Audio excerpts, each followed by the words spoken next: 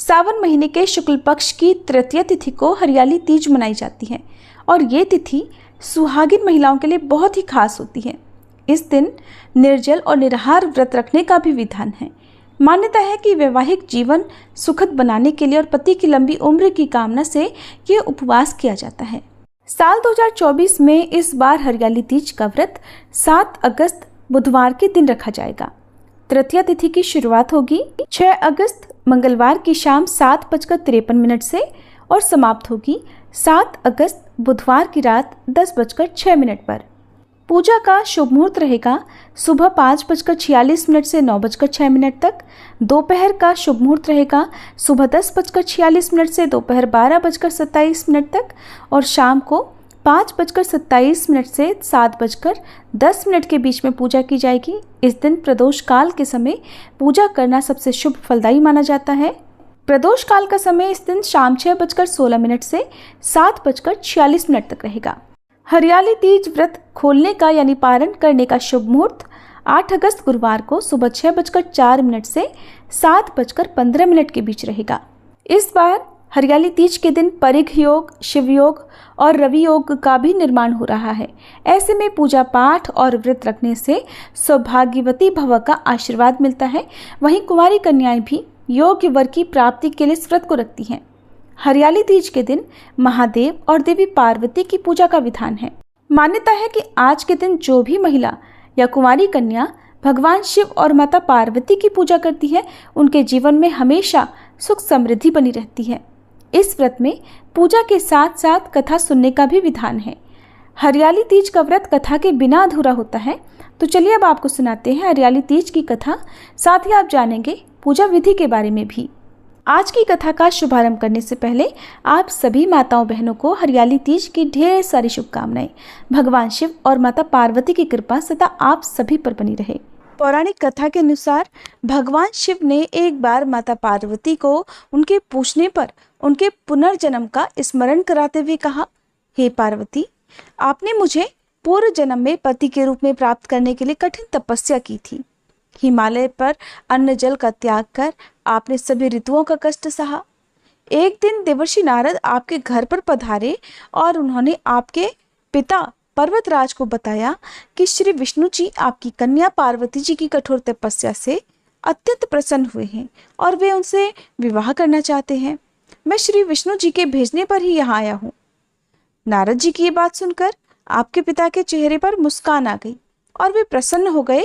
उन्होंने तुरंत ही इस प्रस्ताव को स्वीकार कर लिया और उन्होंने तुरंत ही नारद जी से कहा कि वे अपनी पुत्री पार्वती का विवाह श्री विष्णु जी के साथ कराने के लिए तैयार हैं।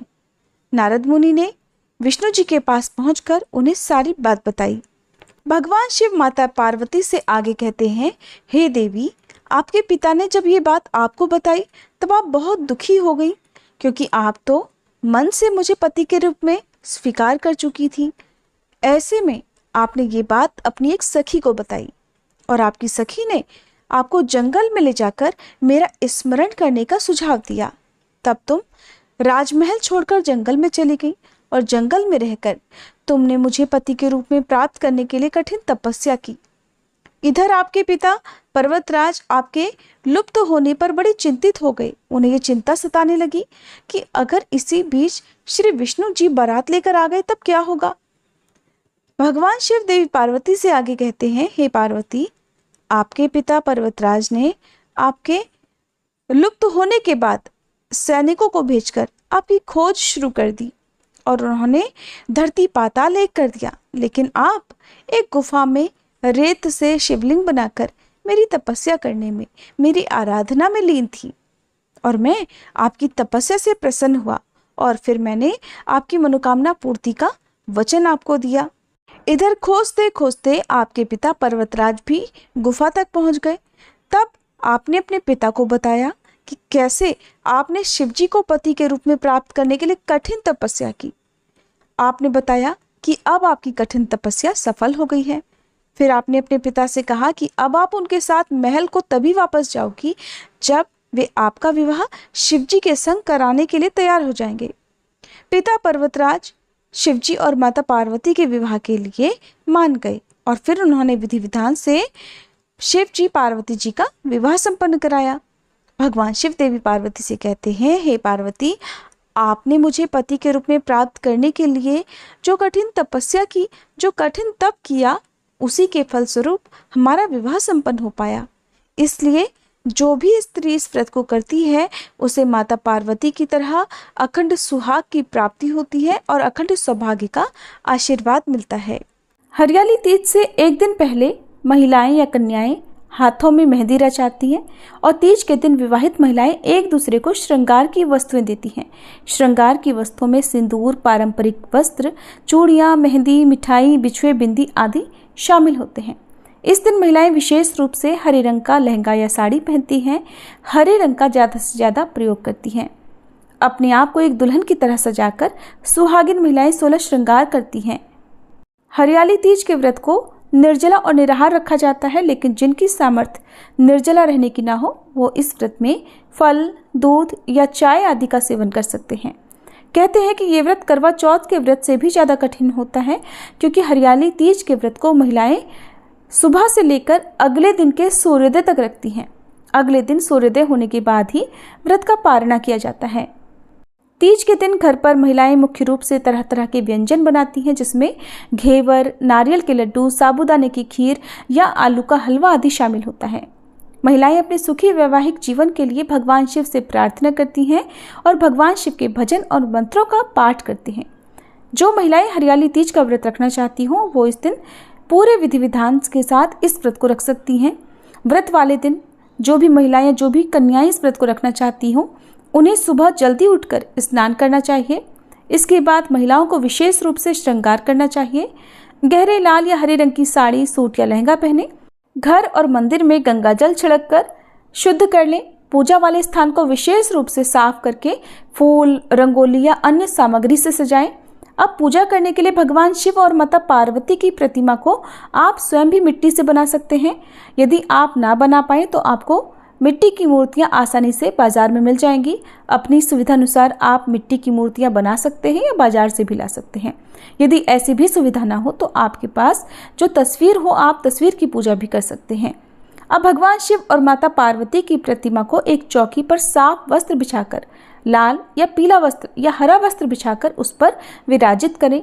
क्योंकि ये व्रत सुहाग के लिए रखा जाता है, पति की लंबी उम्र की कामना से रखा जाता है, तो इस दिन माता पार्वती जी का भी 16 श्रृंगार करना चाहिए। पूजा स्थल पर दिए जलाएं, घी का दीपक जलाएं, हरियाली तीज की कथा पढ़े सुने, मंत्रों का जाप करें। श्री शिव चालीसा और पार्वती चालीसा का पाठ करके आरती करनी चाहिए और सबसे अंत में दूध या दूध से बनी मिठाई का भोग लगाकर आपको उस प्रसाद को परिवारजनों में बांटना चाहिए। सबसे अंत में हाथ जोड़कर पूजा में या व्रत रखने में हुई गलती के लिए सच्चे मन से क्षमा याचना करनी चाहिए। आज के दिन भगवान शिव को भांग, धतूरा, बेलपत्र, शमी पत्र अर्पित करने चाहिए और माता पार्वती को आज के दिन सुहागिन महिलाओं को सिंदूर अवश्य लगाना चाहिए। अगले दिन व्रत का पारण करने से पहले माता पार्वती से सुहाग लिया जाता है और माता पार्वती की मांग में 7 बार सिंदूर लगाकर सुहागिन महिलाओं को अपनी उंगली से वही सिंदूर अपनी मांग में लगाना होता है। इस व्रत में भी अपनी सासू माँ को या अपनी जिठानी को सुहाग की सामग्री दी जाती है। आप अपनी सामर्थ्य के अनुसार सुहाग की सामग्री के साथ वस्त्र या दक्षिणा, फल, मिठाई आदि भेंट स्वरूप उन्हें देकर उनका आशीर्वाद लेकर इस व्रत का पारणा कर सकती हैं। क्योंकि ये व्रत पति की लंबी आयु की कामना से होता है, घर में सुख समृद्धि के लिए रखा जाता है, तो घर में इस दिन कलह क्लेश नहीं होना चाहिए और पति के साथ किसी प्रकार का मनमुटाव नहीं होना चाहिए। ये थी कथा और पूजा विधि की जानकारी। अब सुनिए माता पार्वती की आरती। ओम जय पार्वती माता, मैया जय पार्वती माता, ब्रह्म सनातन देवी, शुभ फल की दाता। ओम जय पार्वती माता। अरिकुल पद्मा विनाशनी, जय सेवक त्राता, मैया जय सेवक त्राता। जग जीवन जगदम्बा, हरि हर गुण गाता। जय पार्वती माता। सिंह को वाहन साजे, कुंडल है साथा, मैया कुंडल है साथा, देव वधू जह गावत नृत्य करता था। जय पार्वती माता। सतयुगशील सुसुंदर नाम सती कहलाता, मैया नाम सती कहलाता। हेमांचल घर जन्मी सखियन रंग राता। जय पार्वती माता। शुंभ निशुंभ विदारे हेमांचल स्याता, मैया हेमांचल स्याता। सहस भुजा तनुधारी के चक्र लियो हाथा। जय पार्वती माता। सृष्टि रूप तुही जननी, शिव संग रंग राता, मैया शिव संग रंग राता। नंदी भृंगी बिन लाही सारा मद माता। जय पार्वती माता। देवन अरज करत हम चित को लाता, मैया हम चित को लाता। गावत दे दे ताली मन में रंग राता। जय पार्वती माता। श्री प्रताप आरती मैया की, जो कोई नर गाता, मैया जो कोई नर गाता। सदा सुखी रहता वो सुख संपत्ति पाता। जय पार्वती माता। जय पार्वती माता, मैया जय पार्वती माता। ब्रह्म सनातन देवी शुभ फल की दाता। जय पार्वती माता। प्रेम से बोलिए पार्वती मैया की जय। भोले शंकर भगवान की जय। ये थी आज की कथा और आरती। उम्मीद है आपको पसंद आई होगी।